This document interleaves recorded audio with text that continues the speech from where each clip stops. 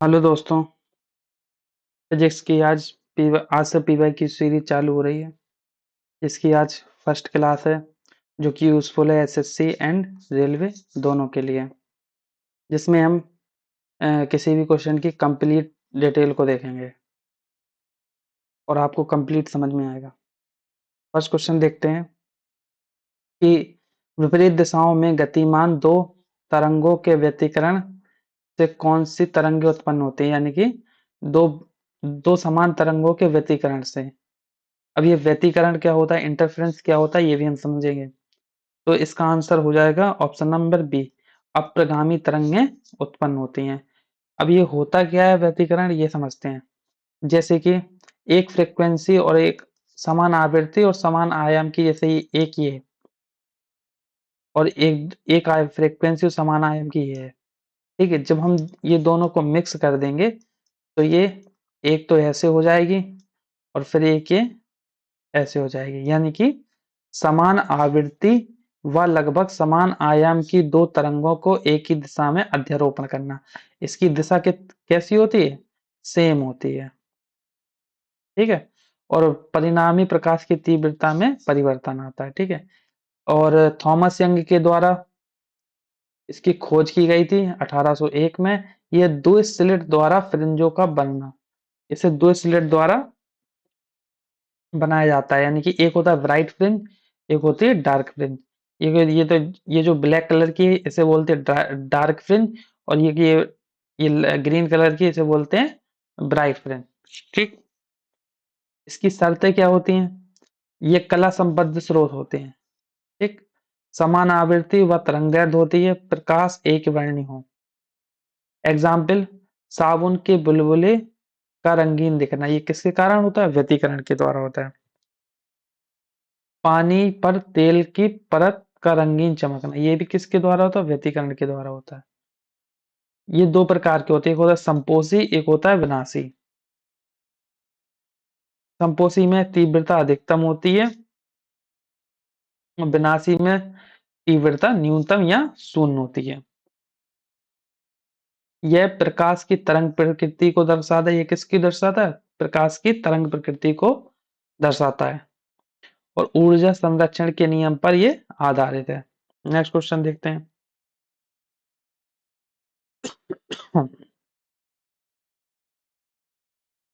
ऊष्मा गति के खुले नियम यानी कि ओपन सिस्टम के संबंध में कौन सा कथन सही है। ये निकाय परिवेश में ऊर्जा और द्रव्य का विनिमय होता है, यानी कि ये क्या है, ओपन सिस्टम में ऊर्जा और द्रव्यमान दोनों का आदान प्रदान होता है। ये बिल्कुल सही है, ऑप्शन नंबर क्या, ऑप्शन नंबर ए सही हो जाएगा। अगर ऊष्मा गति के नियम के देखें, एक होता है खुला नियम, एक होता है बंद नियम, एक होता है पृथक नियम। इस पृथक निकाय इसे बोलते हैं विलगित निकाय भी बोलते हैं, विलगित निकाय भी बोलते हैं इसे। ये गलत लिख गया, इसको दोबारा लिखते हैं।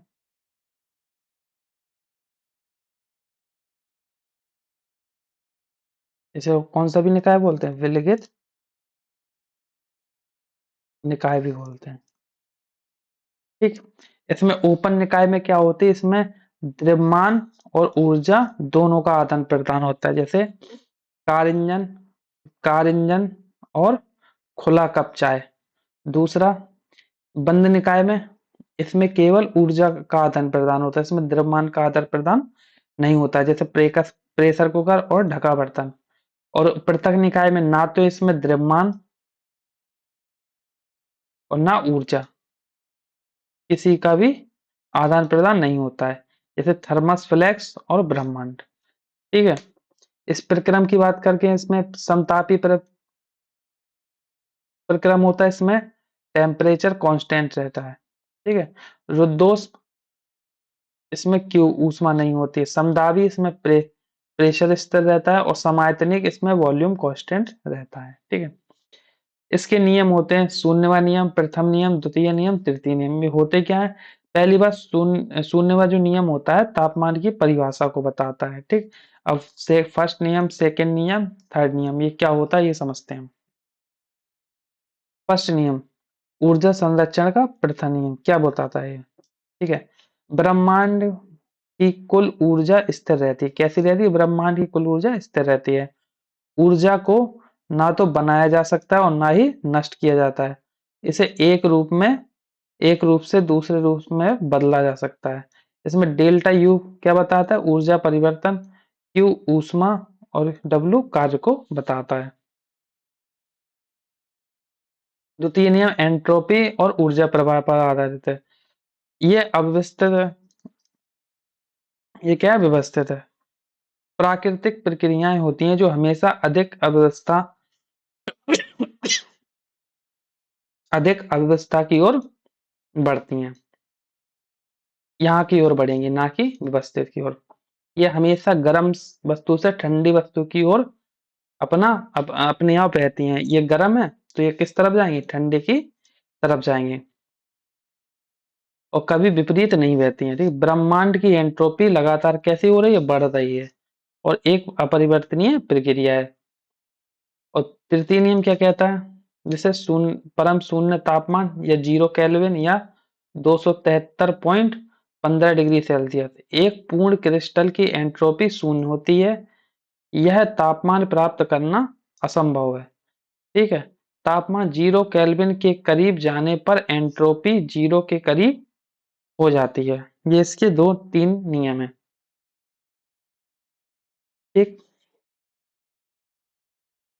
20 मीटर ऊंचे झील के तल पर जल का दाब, प्रेशर निकालना है।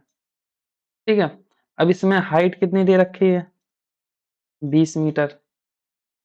और जी कितना दे रखा है? 9.8 मीटर पर सेकेंड स्क्वायर। और इसमें जल का घनत्व यानी कि रो कितना दे रखा है? 1 किलोग्राम पर लीटर। ठीक है, अगर इसको किलोग्राम मीटर क्यूब में बदलना है तो 1000 का मल्टीप्लाई कर दो तो ये हो जाए 1000 किलोग्राम पर मीटर क्यूब।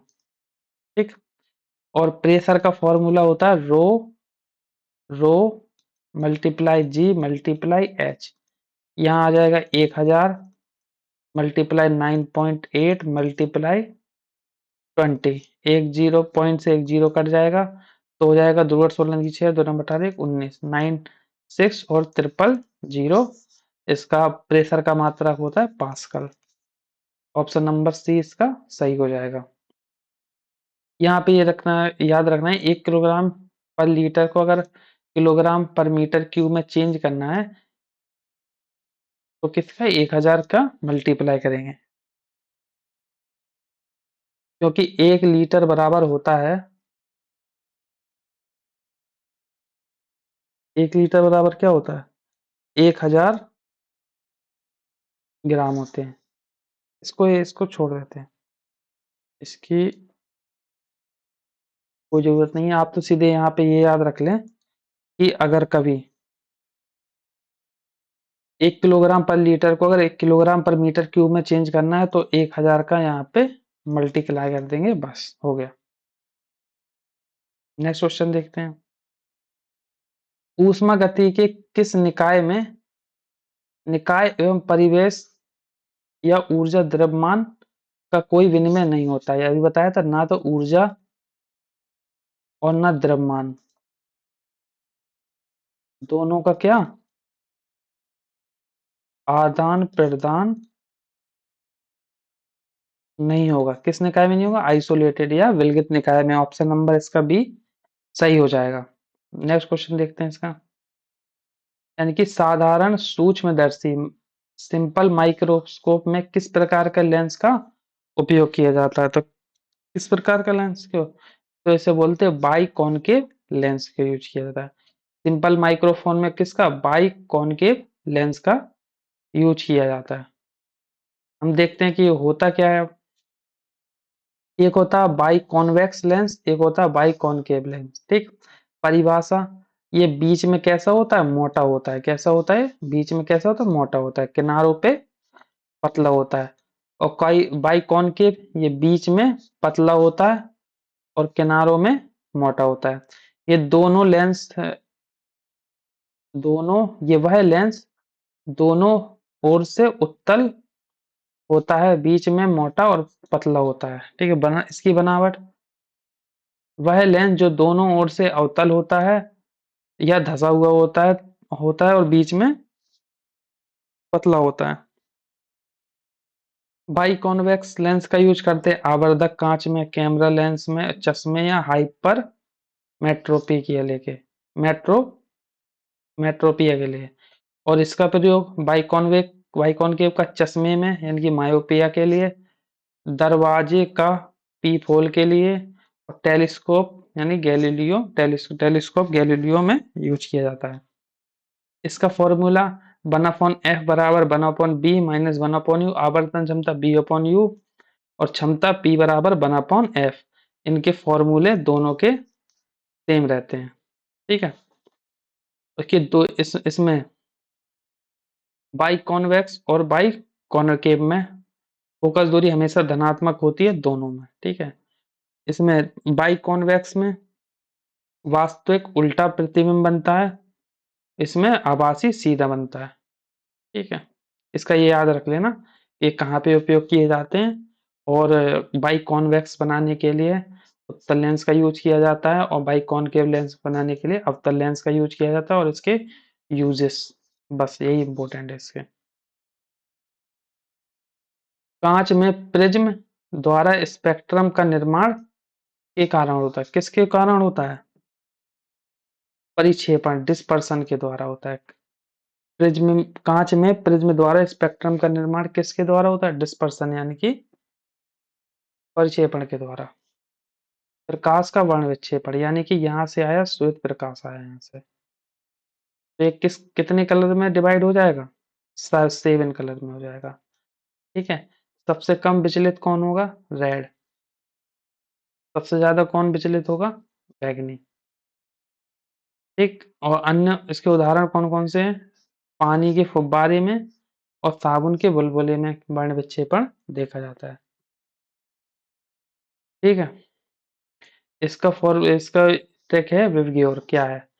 यह दृश्यमान प्रकाश का वह सात रंगीन प्रकरण है जो तब बनता है जब श्वेत प्रकाश एक प्रिज्म या पानी की बूंद के माध्यम से गुजरता है, तब ये 7 कलर का निर्माण होता है। ठीक है, और इसमें ये कुछ साबुन के बुलबुले कांच प्रयोगशाला प्रिज्म में प्रयोग, ये सबसे इंपॉर्टेंट स्लाइड है, आज की ये सबसे इंपॉर्टेंट स्लाइड है। एक लाल तरंगदैर्घ्य लाल रंग का तरंगदैर्घ्य सबसे अधिक होता है, लगभग 700 नैनो मिली, और सबसे कम बैगनी की लगभग 400। लाल रंग की तरंगदैर्घ्य सबसे अधिक होती है और विचलन सबसे ज्यादा बैगनी का होता है और सबसे कम किसका होता है? लाल का होता है। अपवर्तनांक, माध्यम का अपवर्तनांक प्रत्येक रंग के लिए भिन्न भिन्न होता है। लाल के लिए अपवर्तनांक सबसे कम होता है और बैगनी के लिए अपवर्तनांक सबसे अधिक होता है। गैसों में संचरण करने वाली तरंगें कौन सी होती हैं? तो कौन सी होती हैं? अनुदैर्घ्य तरंग होती हैं। कौन सी? अनुदैर्घ्य तरंगें होती हैं। गैसों में संचरण कौन करता है? अनुदैर्घ्य गैसों में संचरण करती हैं। एक अनुदैर्घ्य तरंगें, तरंग के संचरण की दिशा और कणों के कंपन की दिशा समांतर होती है। कण आगे पीछे गति करते हैं। ठीक, यानी कि संचरण की दिशा और कणों कणों के कंपन की दिशा दोनों सेम होती है। ठोस माध्यम की चाल, ठोस में ज्यादा, फिर उससे कम द्रव में, फिर उससे कम गैस में। ठीक, हवा, पानी या ठोस में चलने वाली तरंगें अनुदैर्घ्य तरंगें होती हैं, यानी कि हवा में, पानी में, ठोस में जो चलेंगी उसे क्या बोलेंगे? अनुदैर्घ्य तरंगें। कण बहुत पास पास होंगे तो अधिक दाब लगेगा, कण दूर दूर होंगे तो दाब कम लगेगा। ठीक है, अनुप्रस्थ अनुदैर्घ्य तरंगें और अनुप्रस्थ तरंग है। कणों का कंपन इसमें पैरेलल होता है, इसमें परपेंडिकुलर होता है। ठीक। उदाहरण के लिए ध्वनि और प्रकाश।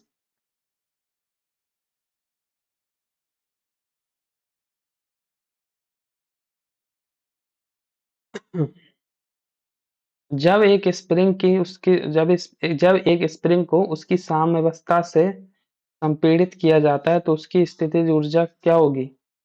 बढ़ जाती है। यानी कि जब उसकी स्प्रिंग को सिकोड़ेंगे तो उसकी साम्यावस्था से संपीड़न क्या होगी उसकी? बढ़ जाएगी, इंक्रीज हो जाएगी। ठीक। पोटेंशियल एनर्जी क्या होती है? क्या होती है पोटेंशियल एनर्जी? बताइए आप। यानी कि किसी वस्तु की स्थिति या आकार या विन्यास के कारण निहित ऊर्जा। ये एक अदिश राशि है, इसकी मात्रा जूल होता है। यह कैसा संलक्षी बल है, गुरुत्वाकर्षण के विरुद्ध संचित होती है। एग्जाम्पल, बांध का पानी, खिंची हुई संकुचित वस्तु यानी कि स्प्रिंग, विन्यास, चुंबकीय या विद्युत क्षेत्र।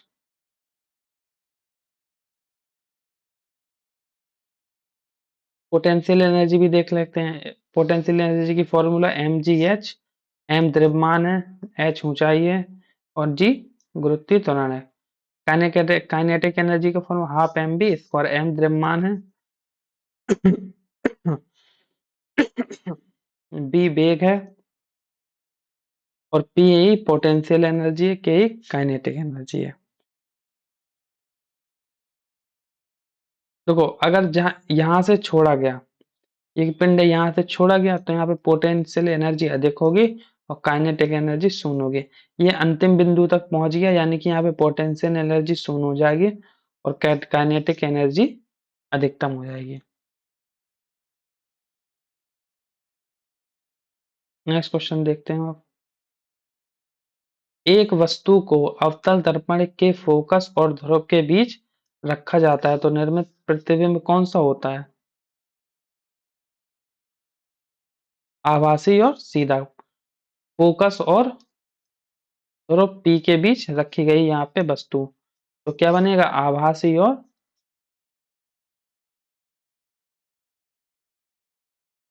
सीधा प्रतिबिंब बनेगा।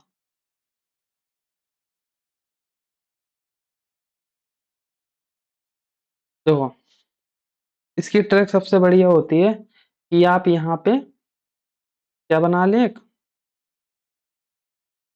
प्रतिबिंब दर्पण बना लिया। ठीक।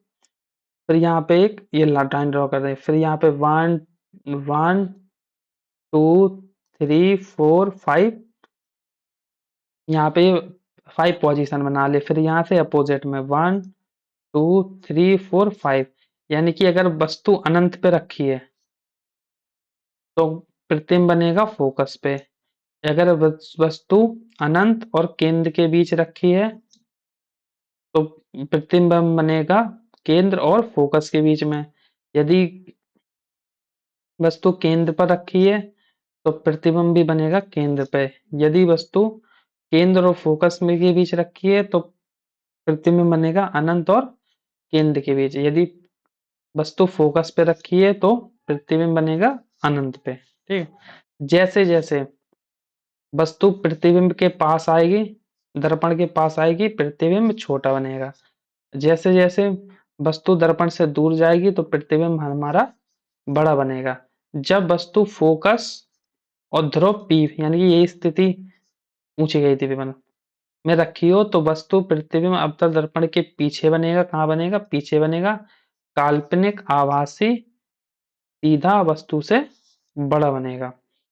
इसमें क्या बनेगा? काल्पनिक और आभासी सीधा बनेगा।